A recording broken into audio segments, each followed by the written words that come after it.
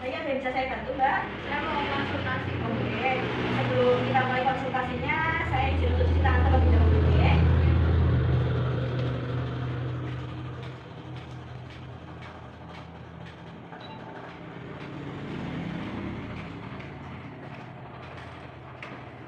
Kenalkan dulu ya, Mbak. Saya menjadi bidan yang bertugas pada siang hari ini. Jadi ada keluhan apa ini? Saya itu keluhannya ada gatal-gatal di sekitar lipatan paha sama di alat kelamin. Oh, oke. Baik. Jadi nanti sebelum saya memberikan konseling, nanti saya dan juga saya melakukan pemeriksaan, saya data identitas jaringan terlebih dahulu, ya. Ini atas nama Sinten? D. Oh iya, Mbak D ya. Mbak D usianya berapa? 16 tahun. 16 tahun. Ini tadi keluhannya gatal-gatal, ya. Pada sekitar lipatan paha dan Alat kelamin. alat kelamin, ya. Saat ini sedang haid? Iya. Oh ya, sedang menstruasi, ya. Biasanya ganti pembalutnya sehari berapa kali? Biasanya sih 2 sampai 3 kali. Oh ya, 2 sampai 3 kali sehari, ya. Ya, baik. Ya, tadi sudah dilakukan pemeriksaan, ya. Pemeriksaan tanda-tanda vital untuk tekanan darahnya normal 110/70, kemudian nadinya juga normal 86, respirasi 20 kali per menit, suhu 36,4 derajat Celcius. Kemudian tadi sudah dilakukan pemeriksaan pada genitalia juga. Pada daerah paha terlihat kemerahan, ya. Nah, di sini nanti kita sambil sharing-sharing aja, ya. Saya menjelaskan. Nanti kalau seumpama ada yang ditanyakan bisa segera bertanya seperti itu, ya, Mbak, ya. Sebelum kita mulai, kita lakukan apresiasi dulu atau menyamakan pendapat. Menurut Mbak D ini kebersihan diri atau personal hygiene pada saat menstruasi itu seperti apa? Yang seperti mandi, terus rajin cuci, terus rajin membersihkan gitu. Seperti itu bisa, deh. Saya ulangi lagi, untuk kebersihan diri atau personal hygiene pada saat menstruasi itu adalah perilaku yang berkaitan dengan cara untuk menjaga dan upaya untuk memelihara kesehatan tubuh, terutama pada genitalia pada saat menstruasi. Kemudian personal hygiene ini ada faktor yang mempengaruhi juga, antara lain adalah citra tubuh, citra diri, atau penampilan. Nah, penampilan umum seseorang itu biasanya menggambarkan pentingnya personal hygiene pada seseorang tersebut. Kemudian ada juga praktik sosial. Praktik sosial itu biasanya pada suatu kelompok-kelompok tertentu biasanya akan mempengaruhi pada orang tersebut, seperti itu, okay? Jadi biasanya kalau orang yang selalu dimanja, itu biasanya nanti akan ada terjadi perubahan personal hygiene atau perubahan kebersihan diri, seperti itu. Kemudian ada tingkat ekonomi. Tingkat ekonomi juga mempengaruhi, ya, Mbak. Tingkat ekonomi itu berkaitan dengan mengeluarkan biaya untuk membeli alat-alat seperti kita kalau mandi butuh sabun, gitu. Kemudian kita butuh sikat gigi, pasta gigi. Nah, untuk mengadakan itu kan kita harus mengeluarkan uang. Jadi tingkat ekonomi juga mempengaruhi.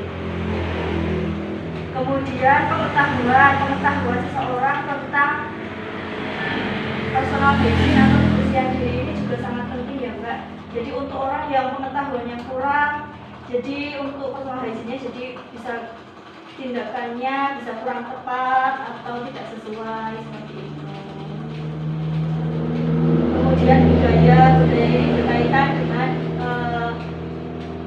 budaya dan nilai pada seseorang, jadi bisa mempengaruhi orang lain, seperti itu. Kemudian ada lagi kebiasaan diri. Kebiasaan seseorang itu juga mempengaruhi. Jadi seperti timingnya, ya, timing ketika orang itu kapan dia mandi. Biasanya ada yang mandi 2 hari sekali atau mandi sehari 2 kali, kan setiap orang kan mungkin berbeda-beda, gitu, ya. Atau kapan dia melakukan perawatan rambut. Nah, kemudian ada kondisi sakit. Kalau untuk kondisi sakit, biasanya seseorang yang sedang menstruasi, kemudian kondisinya sedang sakit, biasanya akan berkurang dalam menjaga kesehatan dirinya, kesehatan tubuhnya. Jadi biasanya memerlukan bantuan orang lain untuk melakukannya, seperti itu. Kemudian ada indikatornya, Mbak. Indikator yang mempengaruhi personal hygiene. Indikatornya antara lain yaitu kebersihan wajah dan kulit. Jadi wajah dan kulit ini kan sangat sensitif, deh, apalagi kalau untuk masih remaja seperti ini. toh. Nah, ini harus rajin cuci muka, harus rajin mandi seperti itu. Kemudian perawatan rambut juga harus rajin keramas seperti itu nggih. Kemudian untuk daerah kewanitaan itu sebaiknya jangan dicabut nggih, karena ketika rambut itu dicabut nanti akan membuka pori-pori. Nah, pori-pori itu akan menjadi sarana untuk kuman untuk masuk seperti itu. Jadi kalau untuk rambut di daerah kemaluan sebaiknya bisa dirapikan saja atau digunting secukupnya supaya tidak mengganggu, okay. Tapi tidak boleh terlalu sampai habis seperti itu, okay. Kemudian ada lagi penggunaan pembalut itu sebaiknya kita menggunakan yang daya serapnya tinggi, kemudian tidak mengandung pewangi, tidak mengandung pewarna, tidak mengandung pemutih seperti itu ya. Jadi harus lebih selektif dalam memilih pembalut. Kemudian pada saat pembalut sudah ada gumpalan darah, itu sebaiknya segera ganti atau dicuci, okay. Jadi ganti yang baru. Kenapa? Karena dari gumpalan darah yang ada di pembalut itu bisa menjadi sarang jamur untuk tumbuh gitu. Okay. Kemudian kalau untuk genitalia harus tahu bagaimana cara cebok yang benar. Cara cebok yang benar itu dari depan ke belakang gitu ya. Ada yang ditanyakan dulu sebelumnya? Tidak ada. Saya lanjutkan ya. Kemudian tindakan-tindakan untuk kebersihan diri pada saat menstruasi itu antara lain kita bisa rajin cuci muka paling enggak 2-3 kali dalam sehari. Oke. Terus untuk keramas juga paling enggak 2 kali. Memotong kuku juga boleh. Jadi kuku harus selalu bersih ya. Karena kuku yang panjang itu menjadi sarang dari kuman juga. Gitu.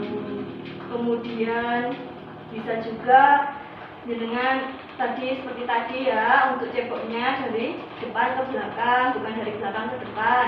Kalau dari belakang ke depan itu kan biasanya kan kotoran banyak di belakang. Kalau dari belakang ke depan nanti akan membawa kotoran di belakang maju ke depan, jadi akan menimbulkan masalah lagi seperti itu. Kemudian ada lagi seperti mengganti pembalut juga sebenarnya sebaiknya menggantinya setiap 4 jam atau sehari itu paling enggak 4-5 kali ya. Kalau dengan tadi kan ganti pembalutnya hanya 2-3 kali ya. Jadi harus diubah perilakunya yang itu seperti itu. Sebelumnya ada yang ditanyakan betul? Tidak ada. Kalau tidak ada yang ditanyakan, saya lakukan evaluasi ya supaya apakah Dimas sudah paham atau belum dengan yang saya jelaskan ya. Jadi tadi tindakan apa yang bisa kita lakukan untuk menjaga kebersihan tubuh? Contohnya apa saja? Mandi, terus Mandinya sehari berapa kali? 2. Minimal 2 kali ya. Terus mengganti pembalut. Mengganti pembalutnya berapa kali dalam sehari? 4-5 kali. Betul. Terus membersihkan juga genitalia. Nah, ada tambahan sedikit ya. Jadi tambahan sedikit ada dampaknya ya. Dampak fisik dan dampak psikososial. Dampak fisiknya itu kalau seumpama terjadi masalah seperti tadi gatal-gatal tidak segera ditangani, itu biasanya bisa terjadi keputihan yang berlarut-larut. Kemudian kalau keputihannya berlarut tidak segera ditangani nanti bisa menyebabkan masalah genitalia lainnya seperti kanker leher rahim, kemudian vaginitis, ada juga bahkan bisa sampai menyebabkan kemandulan itu. Jadi pokoknya sebisa mungkin harus bisa menjaga kebersihan diri seperti itu nih. Kalau untuk dampak psikososialnya itu berkaitan dengan rasa tidak nyaman seperti itu. Okay. Jadi apa yang saya sampaikan bisa diterapkan di rumah ya. Sudah paham? Sudah jelas ya. Kalau seumpama sudah jelas bisa diterapkan di rumah. Nanti kalau seumpama masih ada keluhan lainnya atau keluhannya tidak segera membaik, bisa datang lagi ke sini ya untuk dilakukan pemeriksaan lanjutan seperti itu. Ada yang ditanyakan, Mbak? Nggak ada ya, sudah sampun ya, sudah ya. Terima kasih atas kunjungannya, Mbak. Selamat siang. Terima kasih ya, Bu. Ya.